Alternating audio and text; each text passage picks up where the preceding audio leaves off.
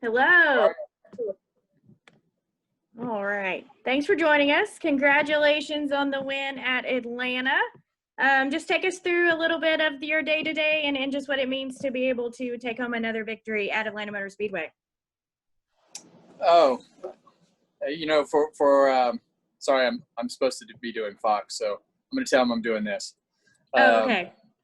Tell them we're sorry. We'll apologize later. Yeah. For me, this place is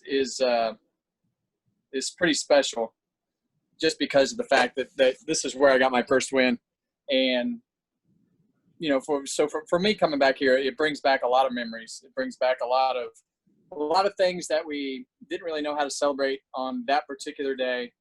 And I think as you look at being able to go back and win another race here and celebrate the life of Dale Earnhardt, everything that he meant to our sport in the right way each time that we're able to come here is obviously pretty special for me. And to be able to win at Atlanta is a lot of fun for me, because it's one of my favorite racetracks. So it was a battle today. Car didn't really handle like we wanted it to most of the day. They made some great adjustments at the end of the race, and were able to to get the car right when it counted there at the end. So got the track position that we needed to get to the inside lane on the restart, and the car actually turned, and we were able to take the lead from Kyle and get the track position, and then just start clicking off laps. So really proud of everybody on our Busch Light Ford.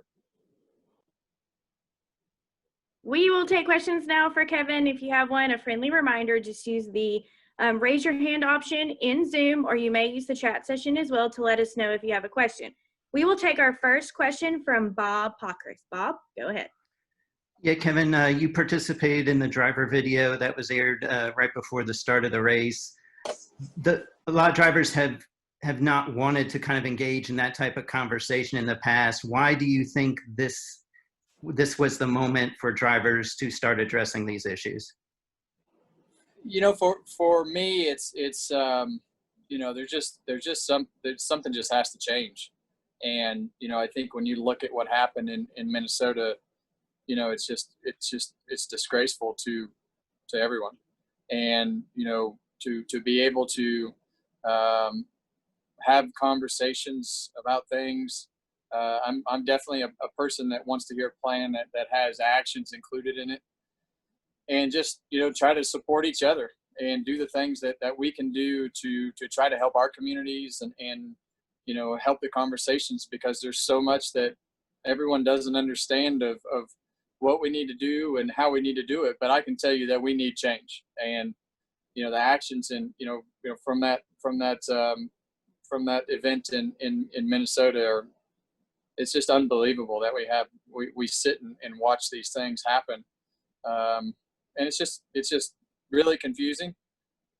It's it makes you confused, mad, not know what to do, where to start, and that's just where a lot of guys talked about it, and we started. So I think it's definitely a step, but there's a lot of work to be done. Thank you. Okay, we'll take our next question from Lee Spencer. Lee, go ahead. Thank you. Kevin, can you reflect on how cathartic that initial win was in Atlanta, what it meant to the team, what it meant to you to finally break through at the top echelon of the sport? Are you talking about 2001? I'm talking about 2001, yes. Yeah. Well, I can tell you this, I didn't expect to be there, and we had no idea or any conversations about winning.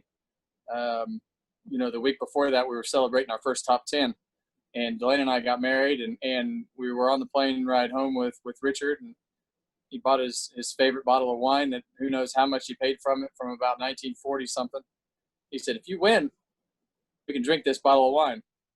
I held him to that one. I know it was painful for him to have to pull the cork on that bottle of wine and to have to open it. But I don't think anybody expected it, to come that soon. We were happy to go to the racetrack and happy to keep RCR going at that particular moment. And for me, it's definitely something that, you didn't really know what to do on that particular day. lots of emotion in all kinds of different directions, didn't know how to celebrate, didn't know what to say. And, you know, you look back at all those events and, you know, I was able to celebrate it the right way in 2018 and pay tribute to, you know, how much Dale Earnhardt it meant to this sport, you know, for so many years. And, you know, to be able to do that same celebration at the same racetrack 20 years later is, you know, pretty special, you know, for me, just because of the fact that, you know, you don't get the opportunity to do those types of things very often. And now it's, you know, that's the second time we've been able to pay tribute the right way. And to move up to 12th on the all-time win list for a kid from Bakersfield, could you ever have imagined 51 career wins? I mean, you know, you have a long way to go, but still. Yeah, you know, it's you know, sometimes I just laugh because, you know, you talk about that list and you talk about the names on it and everything that's happening, and it's just you know, it's just a situation that you almost just you shake your head and you're like, man, I can't believe this is happening. So it's pretty crazy to think about that. I tell people all the time that I'm very lucky to drive cars for a living and call it my job. And, you know, to be able to have won so many races, you know, with a couple different teams and be able to contend. I mean, this winning races is what it's all about. And to be able to do that is something I'm really proud of. Thanks and congratulations. Thank you. Okay, we'll take our next question from Jacob Seelman. Jacob, go ahead. Thanks, Amanda. Congratulations, Kevin. You alluded to how special it is to win at Atlanta, and obviously we know the circumstances behind why it's so special. But because of that, do you put any extra pressure on yourself coming back here, or is it a case where it's almost more relaxing in a way because you guys know you've had the pace here the last couple of years? Yeah, it's not relaxing at all because everybody expects to win here. So, you know, I think as you come here and lead laps and do the things that we've been fortunate to do, you expect to show up and have a chance to win. And if we don't do that, you know, we're disappointed with our tail between our legs, you know, and just trying to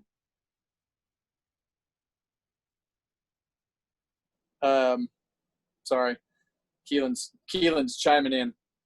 Let's see what he says. Oh, he hung up. So, you know, it's you know, it's definitely something that you have to be able to perform here just because the expectations are so high. So you have to control those expectations. You have to you know, be able to you know, really do what you know you need and communicate. And today we had to communicate a lot because our car was not where we needed it to be. And they did a great job adjusting on the car and getting us where we needed to be. Thank you. Okay, we'll take our next question from Zach at the Pocono Record. Zach, go ahead. Kevin, both here and Fontana seem to be the two most abrasive surfaces on the schedule, and both races so far this year have been pretty strung out. Is that more to do with off throttle time, the tire fall off? Obviously, you guys are sawing on the wheel at both places, but what do you attribute the strung out nature of those races? I hadn't watched the race, so I don't really know. I can tell you that, you know, the racetrack is very abrasive, and every lap you're you know, to try and keep your car straight, and every lap is a challenge. So you want to sorry, Keelan, I'm doing media right now. There's Keelan in his pajamas. So, you know, it's I couldn't tell you. I haven't watched. Fair enough. Thank you. Okay, our next question will come from Jeff from Empire Sports. Jeff, go ahead.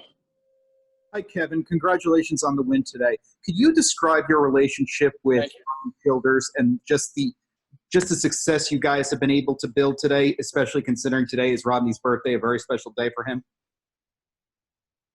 Yeah, what a birthday present, right? You know, to be able to do the things that we've been able to do and the accomplishments and races, but in the end, we have a great friendship.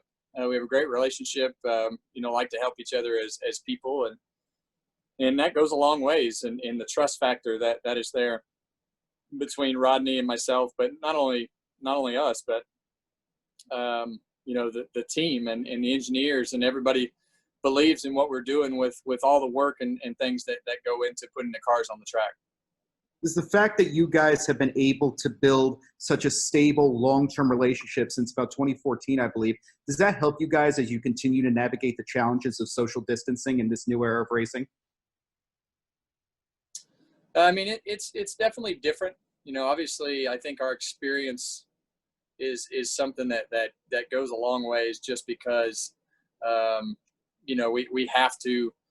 we have to communicate in a different way, but we also know each other very well, and we know that when we come to certain racetracks, we have to do certain things because those are things that I like with the car, and things that he likes to do with the cars to get there. So it's definitely different, not going to the shop and not being in the hauler and not having all the meetings and conversations and things that go with it. So it's definitely a strange time for sure. Thank you, Kevin. Congratulations. All right. Thank you. Take another question from Jim Utter. Jim, go ahead. Kevin, the shorter schedules, the condensed schedules with no practice and no qualifying, a lot of fans seem to have taken to it. Maybe it's something that can be used in the future, but both Kyle Busch and Martin Truex talked about the benefit they might have had this weekend if they'd actually had some on-track practice. I wondered if you thought there was still a benefit to at-track practice, and how have you and Rodney navigated the path of not having that? I would much rather not practice personally, but you can definitely have both sides to that equation. I think for me, the benefit is, having an experienced team and being able to get things close is something that our team is really good at. And I think when we get done with all of this and we look at our schedules and we look at our on-track time and we look at our, the way that we qualify and the things that we do, you're going to have to look at it. You're going to have to look at how you function and how you do everything, because it's been a success. It's been something that is, it's very different than anything anybody would have ever thought about. And now you're forced to try it. And it really hasn't affected the way that the race looks. It hasn't affected the way that the cars, who runs up front. And so there's just a number of things that I think we have to consider going forward, from not only a cost saving, but just a, time saving, schedule crunching. There's a number of, with all the things that we've done, have created a number of questions. Thank you. Yep.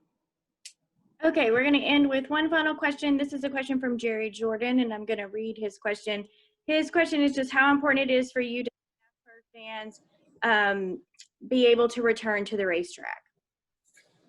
Well, look, that's a tough question, because obviously we all want the fans here, and it's a much better experience with the fans at the racetrack, and we miss having the fans at the racetrack. So, but we're in this kind of catch-22 situation where you want to keep everybody safe, and we got to understand what the coronavirus looks like and means to big crowds, and so there's a number of questions with a lot of things that are out of our control when it comes to the CDC or the health departments locally, and all the things that they suggest are just, for those big crowds to get together, there's going to have to be some pretty strict guidelines. So it's a tough situation for sure, but we sure miss the fans. Well, Kevin, congratulations again on the win. You can now officially call Keelan back. We'll let you go. Thanks again for joining us, and we'll see you again in Martinsville on Wednesday. All right, guys. Thank you.